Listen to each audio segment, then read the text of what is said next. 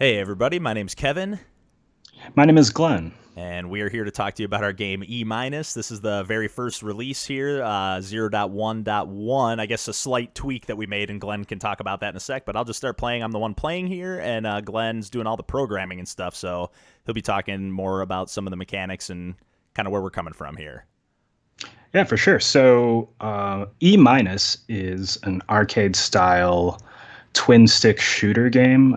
It's heavily influenced by bullet hell games and shoot 'em ups and a little bit of tower defense games. And you play as an electron who's orbiting the nucleus of an atom, and your role is to protect it from incoming antimatter. These are the enemy particles that are colored red, and they have the little triangle turret on them. They are approaching the nucleus, and if they hit the nucleus loses health. So your job is to shoot them down. You can see that there are concentric circles around the nucleus, and those represent electron shells.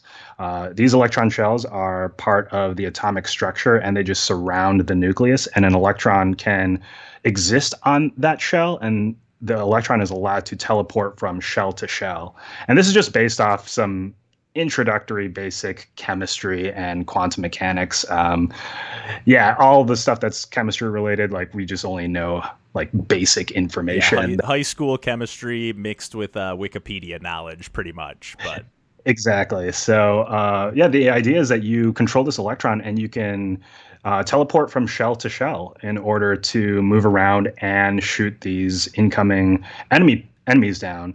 Each acts as a weapon. And so right now, Kevin is on the shell that is a machine gun. It is shooting energy from the electron. And as you can see, when Kevin is shooting, the color of the shell is sort of depleting, and that essentially represents the energy of that electron shell. It represents the ammo that you have for that weapon. The way that you can restore that ammo, restore that energy, is by absorbing these blue circles, and those blue circles represent photons. And that's, again, something that we just borrowed from the basic principles of chemistry, where a photon can be absorbed by the electron. So we just felt like it was something that just like tied really well into the overall theme and structure of the game, and we just created a mechanic around it.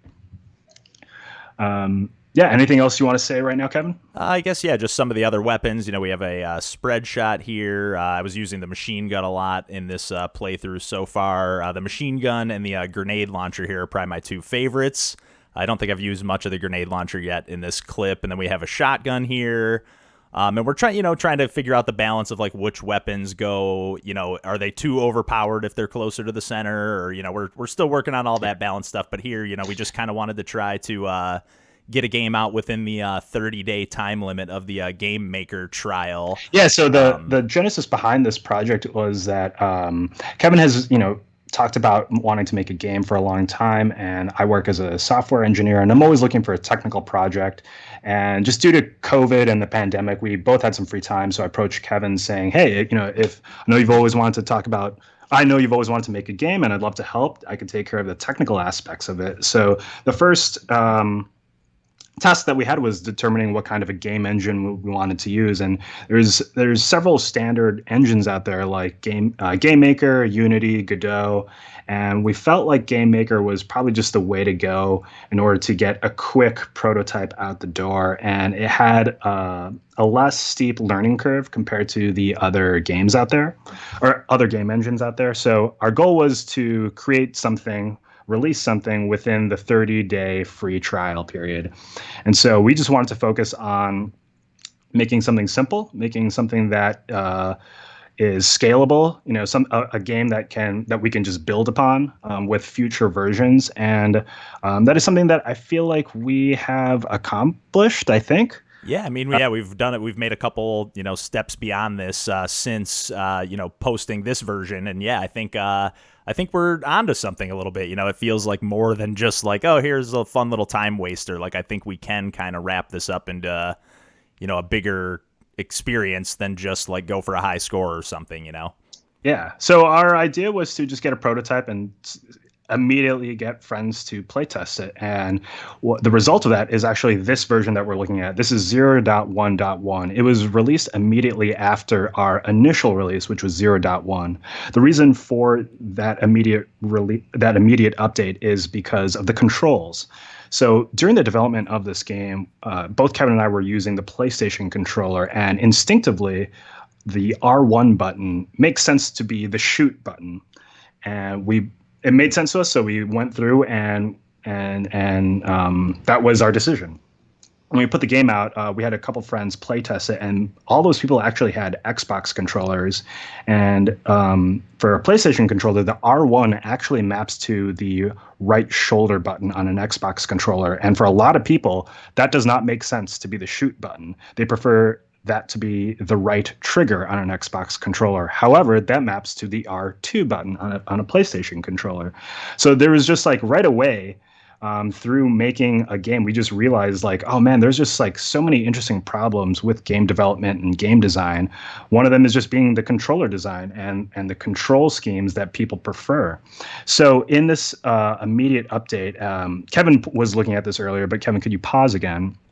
We have two control options. There's the default and then there's the inverted. So to solve the problem of R1 versus right trigger versus right shoulder is both R1 and R2 can shoot. And we just felt like that will accommodate PlayStation controllers and Xbox controllers. On the left-hand side, we have L1 and L2. That functionality is for teleporting. You can jump in or out, and you can actually choose which direction you have the L1 button teleport. You can have it jump out, or you can have it jump in.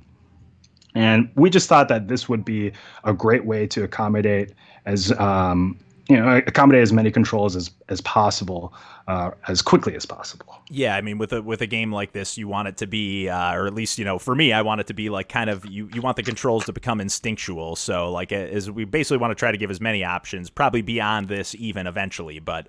Yeah, as many options as possible to just make people be able to play the game without having to think like, which button do I press? So that's kind of just this simple addition, made it a lot more playable for at least our couple of friends who were playing. So exactly. And so 0.1.1 was essentially our first release, and we were able to accomplish our goal because we just wanted to get a playable prototype that shows all the mechanics, shows the theme of the game, and gets people an idea of what it is. And thus far, we've been able to get a lot of feedback and a lot of great ideas, a lot of valid and amazing criticisms. So it's been able to allow us to get started on the next release.